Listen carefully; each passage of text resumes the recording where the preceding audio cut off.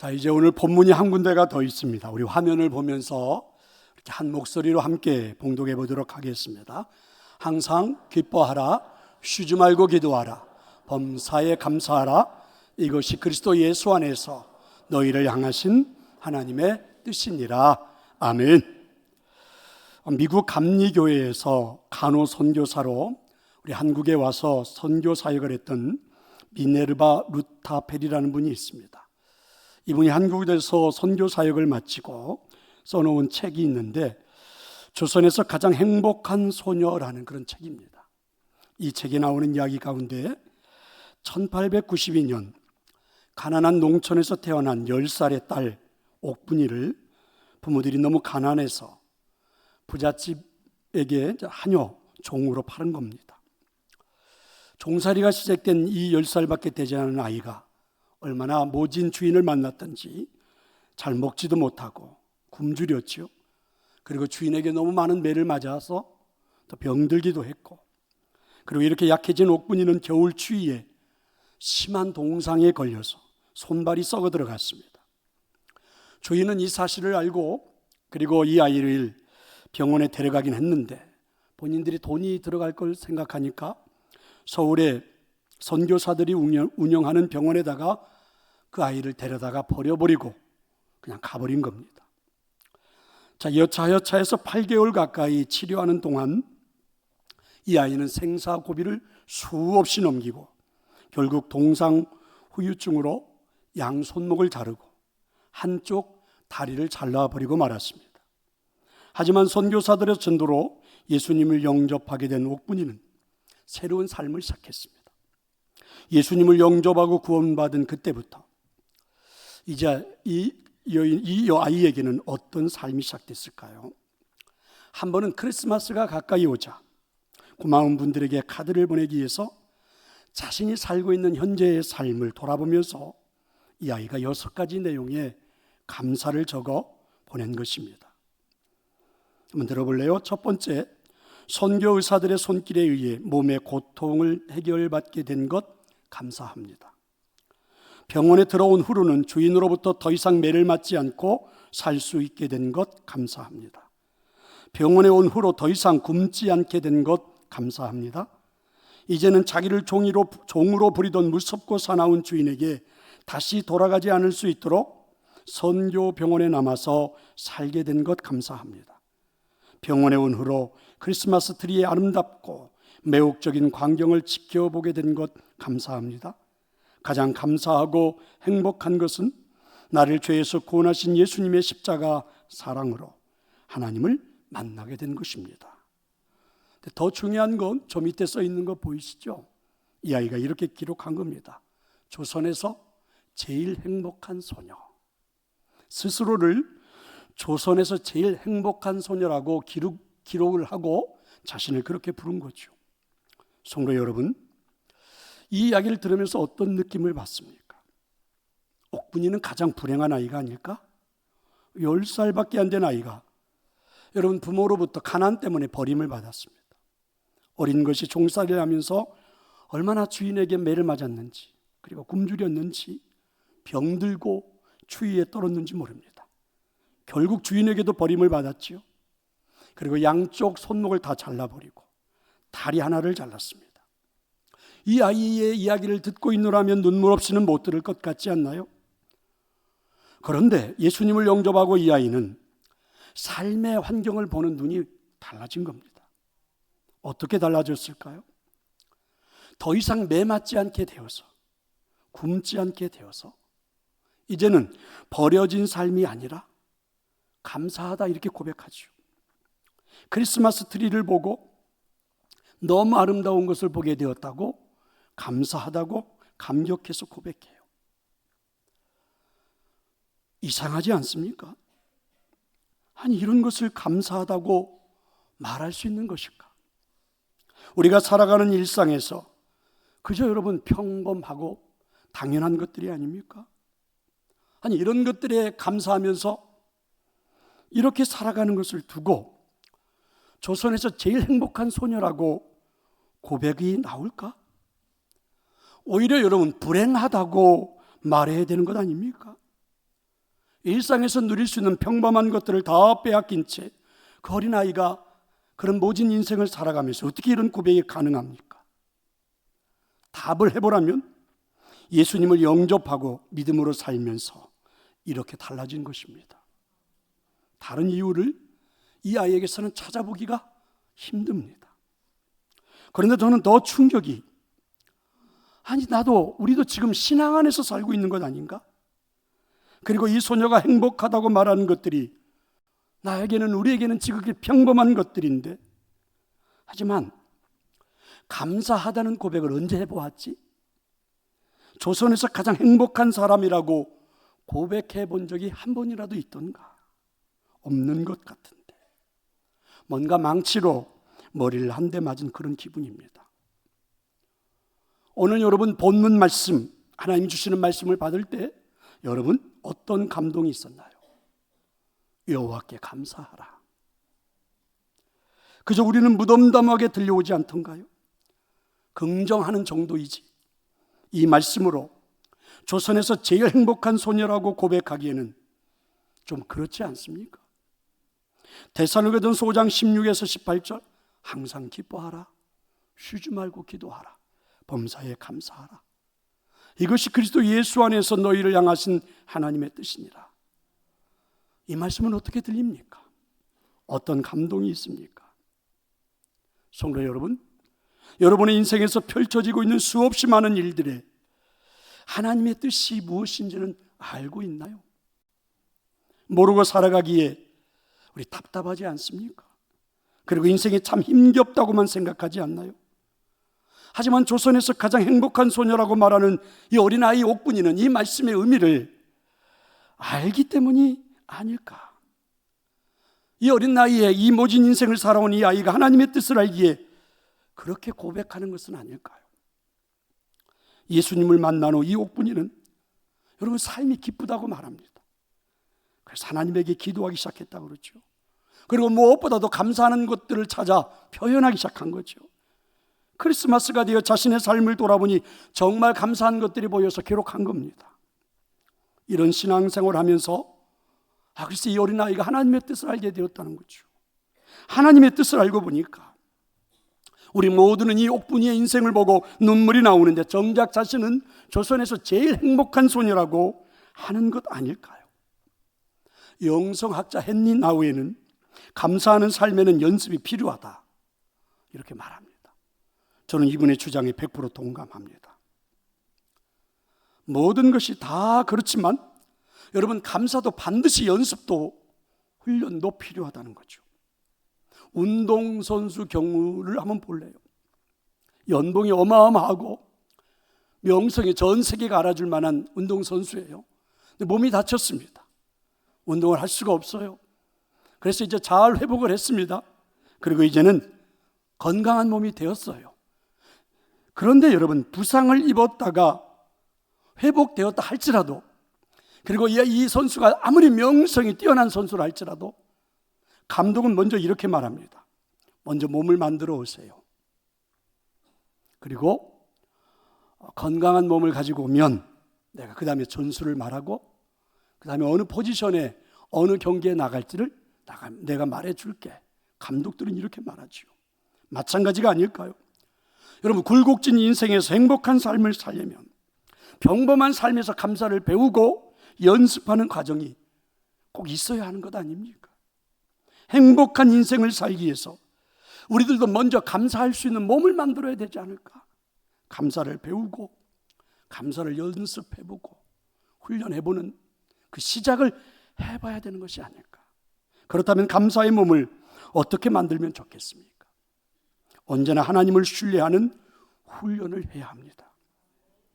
하나님은 데살로니가전서 5장 18절에 오늘 말씀을 받은 우리에게 범사에 감사하라 명령을 하십니다. 이 말씀은 가장 독특한 감사 명령이죠. 왜 그럴까요?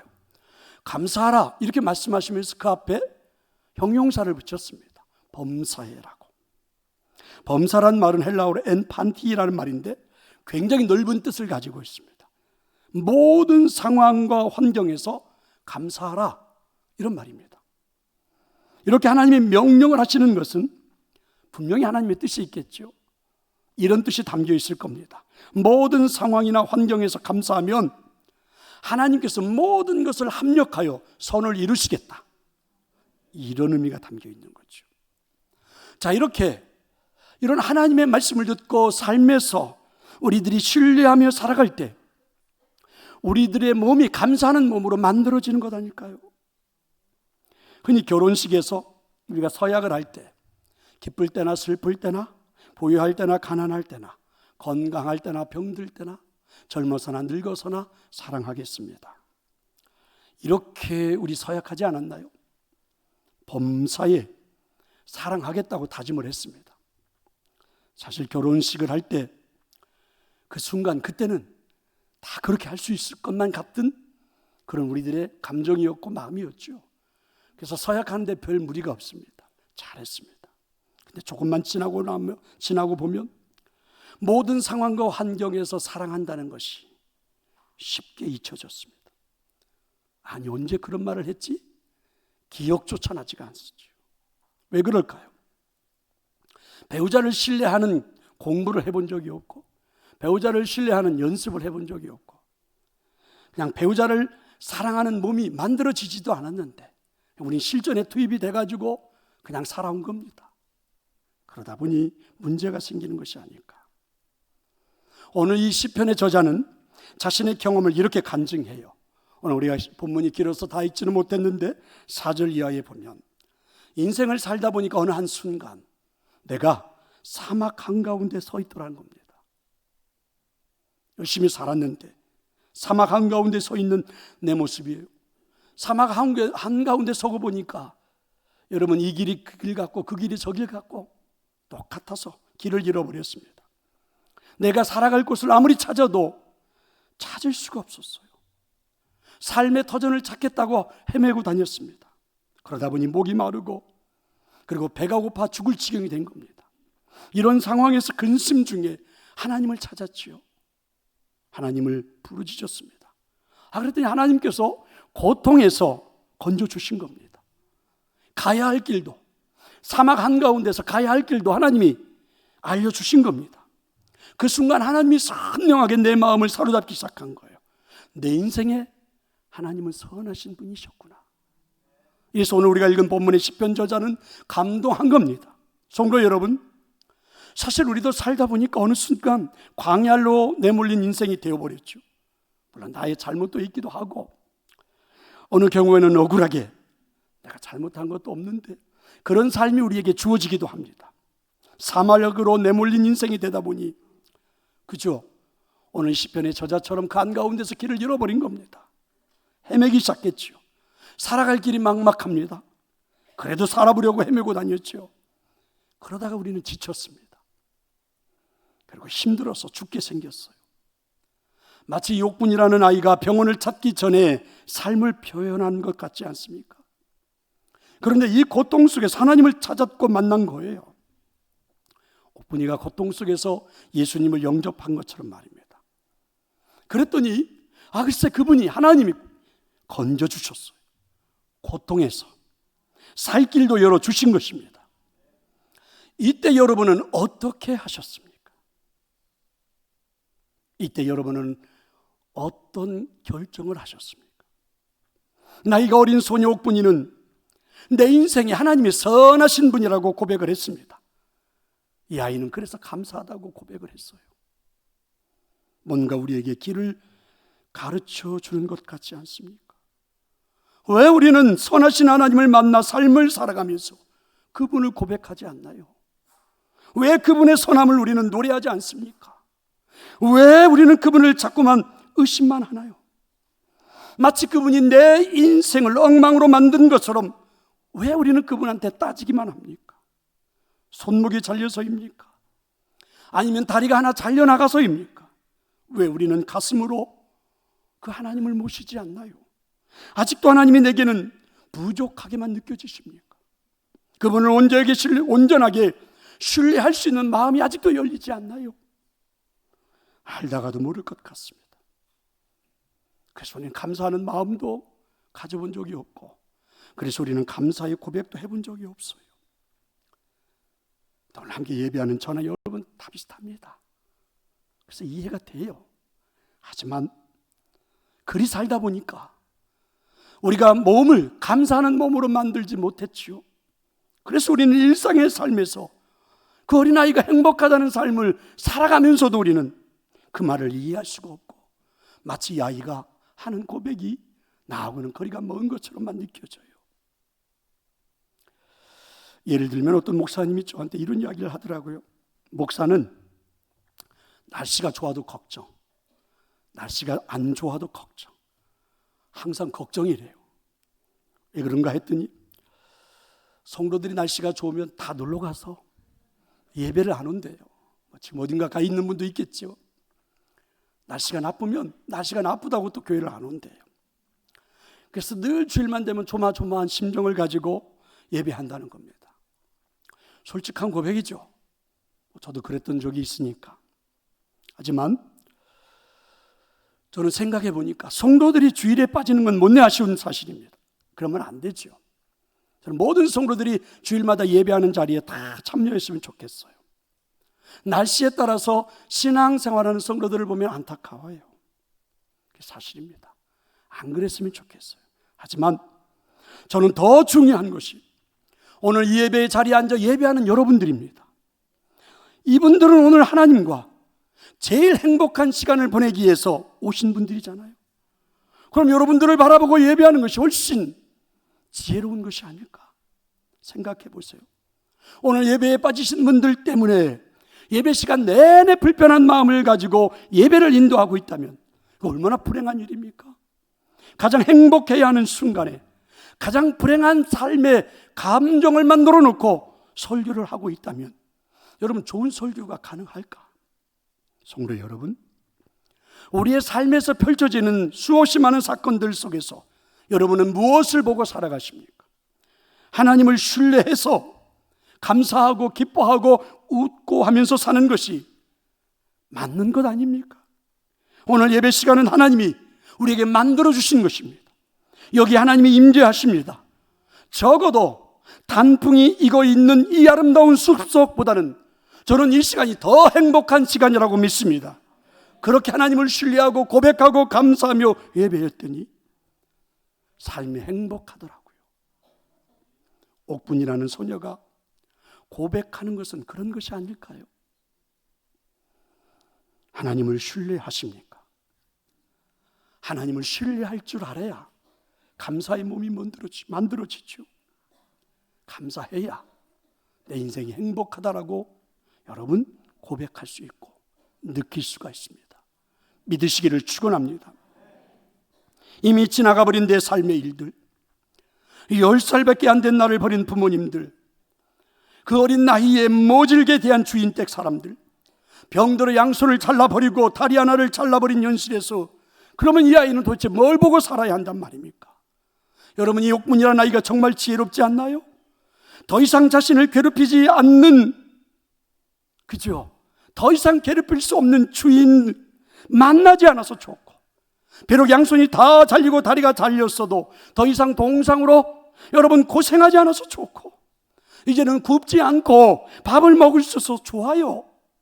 이런 모든 것이 하나님이 주신 은혜라고 고백하는데 뭔가 잘못되었다고 생각합니까?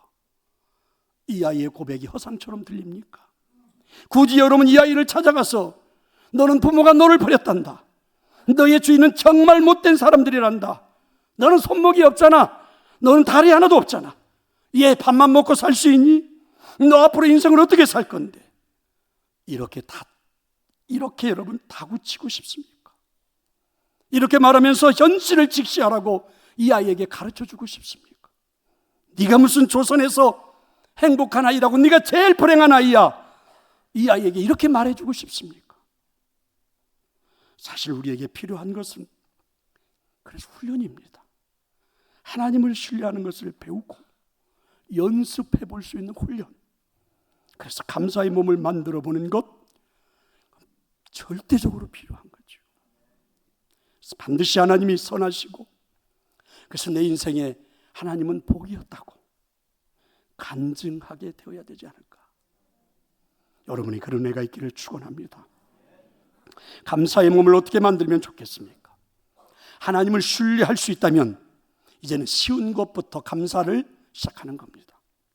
하나님은 범사에 감사하라 이렇게 명령하십니다. 범사가 뭡니까? 모든 일이 아닌가? 큰 일, 작은 일 다 포함한 모든 일이죠.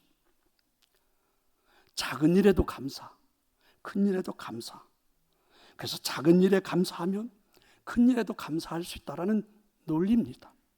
사람들은 아주 사소한 작은 일에는 아예 감사를 잊어버리고 그리고 감사하지 않죠. 예를 들면 이제 얼마 안 있으면 대학 입학 수능 구설을 치르죠. 저는 우리 교회 모든 자녀들이 또 열심히 공부했으니까 좋은 성적이 나왔으면 좋겠습니다. 여러분, 이때 큰 감사가 뭔가요? 자기가 소망했던 꿈꿨던 것처럼 점수가 잘 나와서 좋은 대학에 들어가는 것은 큰 감사겠죠. 하지만 쉬운 감사는, 작은 감사는 무엇입니까? 시험을 칠 수 있는 것이 감사한 거죠.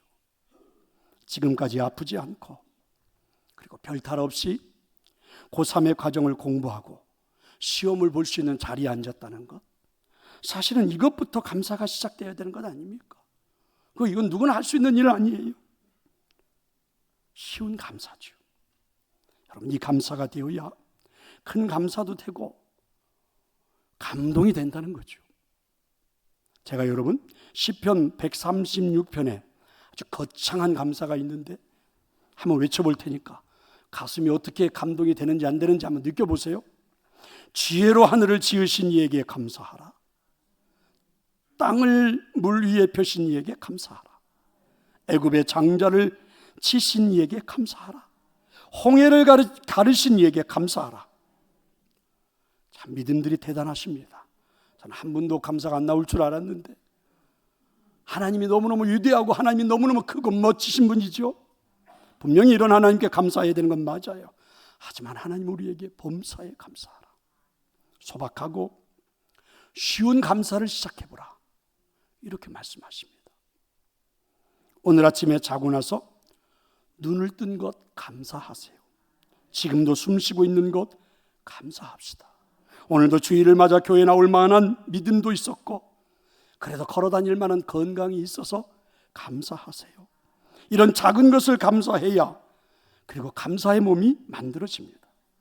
그래야 큰 일을 하나님은 이루어 주시겠다 이렇게 말씀하십니다. 그러니까 조금 전에 찬송하지 않았나요? 429장 받은 복을 세워보래요. 받은 복을. 그러면 크신 복을 네가 알 거라고. 받은 복을 세워보아라. 주의 크신 복을 네가 알게 될 거라. 이렇게 우리 찬양하지 않았습니까? 하나님이 나에게 주신 그 복, 작은 복 한번 세워보세요. 눈을 더 크게 뜨고 한번 살펴보세요. 반드시 우리들의 몸이 감사의 몸으로 만들어질 줄로 믿습니다. 위대한 선교사 스탠리 존슨은 교양인과 야만인의 차이는 감사할 줄 아느냐, 감사할 줄 모르느냐에 있다 이렇게 했습니다. 야만인은 작은 일에, 쉬운 일에 감사하지 못하는 사람이라는 거죠. 이런 사람들은 감사 대신에 원망을 쏟아놓습니다. 칭찬 대신에 비난을 내뱉습니다. 여러분 아세요? 감사와 배은망덕 사이에 중간지대는 절대로 없습니다. 감사하지 않으면 모든 것에 대해 불평하며 살아가게 되어 있어요. 왜 그렇습니까? 내 몸이 감사의 몸으로 만들어지지 않아서 절대로 불평하는 삶에서 벗어날 수가 없는 거예요. 11월 이제 감사 훈련을 시작합니다. 하나님 은혜 가운데 한 해를 열심히 살아오지 않았습니까? 그리고 이제 열매가 열리는 계절, 보는 계절, 감사의 계절 시작합니다. 그래서 훈련을 한번 해보겠습니다. 여러분 2층 카페에 가면 나무 세 그루를 세워놓았습니다. 화분에 이렇게 심은 나무지만 그 나무의 이름을 감사 열매라고 하겠습니다. 그리고 여러분 그 옆에 가면 저런 바구니가 하나 있습니다. 그리고 바구니를 들여다보면 그 안에 이런 것들이 들어있습니다. 적을 수 있는 메모지 하나, 연필, 그리고 그 옆에 있는 건 저걸 이렇게 콕 끼워서 나무에다가 달게 되어 있습니다. 그래서 여러분들에게 훈련이 시작합니다. 여러분 올 한 해를 살아오면서, 아니 지난 한 주를 살아오면서, 아니 오늘 예배하면서 감사했던 아주 쉬운 것부터 꼭 한번 식사하시고 여러분 올라가셔서 하나 적어서 거기다 나무에다 주렁주렁 한번 달아보십시오. 오늘 한 번만 하지 말고 교회 올 때마다 시간 되는 대로 한번 올라가셔서 느껴지는 대로 한번 써보십시오. 여러분의 이름을 기록하고 써놓아도 좋고 그냥 이름 쓰지 않고 말만 써놓아도 좋고, 저는 제 이름도 거기다 기록해 놓았는데 김영일 집사가 아니고 김영일 목사입니다. 여러분 한번 보시면 좋겠습니다. 저는 그렇게 해서 멋진 감사의 나무, 감사의 열매가 주렁주렁 달려있는 나무를 만들어서 추수감사주일날 우리 앞에 잘 장식해 놓고 한번 예배하고 싶습니다. 아주 쉬운 것부터, 작은 것부터 감사의 훈련을 시작해 봅시다. 어떻게 해요? 우리 몸이 감사의 몸이 되도록 한번 실천해 볼 수 있기를 축원합니다. 한 가지 이야기를 하고 말씀을 마치겠습니다. 어느 만찬에서 강연을 맡은 어떤 분이 식사를 하는 도중 돌멩이를 씹어서 이가 부러졌어요. 옆자리에 앉아있던 함께 식사를 하던 아주 착한 사람이 제가 도와드릴게요 이렇게 말하는 겁니다. 그러더니 주머니에서 틀니를 꺼냈습니다. 처음 것은 너무 커서 맞지 않았어요. 두 번째 것은 너무 작아서 맞지 않았습니다. 세 번째 것이 꼭 들어맞아서 그래서 너무너무 감사했죠. 그래서 그 옆에 친절한 분에게 내가 이게 이가 부러졌을 때 큰 낭패라고 생각했는데 마침 치과 의사 선생님이 옆에 앉게 되어 이런 행운이 없습니다. 선생님 감사합니다 이렇게 인사를 했죠. 그랬더니 그 친절한 분이 이렇게 웃으면서 이렇게 말합니다. 저는 치과 의사가 아니라 장의사입니다. 여러분 그래도 감사는 해야 합니다. 나는 감사한다. 고로 나는 존재한다. 이 말을 어떻게 생각하십니까? 감사하는 인생을 살 때 존재감이 있습니다. 감사하는 삶을 살 때 여러분 삶이 아름다워 보입니다. 감사하는 삶을 살 때 여러분 옆에 친구들이 많습니다. 감사하는 삶을 살 때 나의 존재감을 느낄 수 있죠. 하나님도 우리에게 그래서 이렇게 존재감을 느끼라고 말씀하십니다. 감사함으로 그의 문에 들어가며 찬송함으로 그 궁정에 들어가서 그에게 감사하며 그의 이름을 송축할지어다. 성전에 나올 때 가장 중요한 건 여러분의 감사의 열매입니다. 하나님은 감사의 열매를 가지고 들어오는 여러분에게 복을 주시겠다고 하십니다. 감사의 열매를 가지고 이 예배에 와서 예배하는 자들에게 은혜를 주시겠다고 하십니다. 성도 여러분, 11월 감사의 훈련을 시작해 봅시다. 연습도 해봅시다. 그래서 우리 몸을 감사의 몸으로 만들어 봅시다. 하나님을 신뢰할 수 있도록 작은 것부터 사소한 것부터 감사할 줄 아는 몸으로 말입니다. 이렇게 해서 우리들의 인생을 적어도 여러분 이 옥분이라는 나이보다는 우리가 정말 더 행복하다고 말해야 되지 않겠습니까? 적어도 이 아이처럼 내가 조선에서는 가장 행복한 사람이라고 고백해야 되지 않겠습니까? 여러분에게 그런 하늘의 축복이 임하기를 간절히 축원합니다. 우리 함께 찬양하도록 하겠습니다.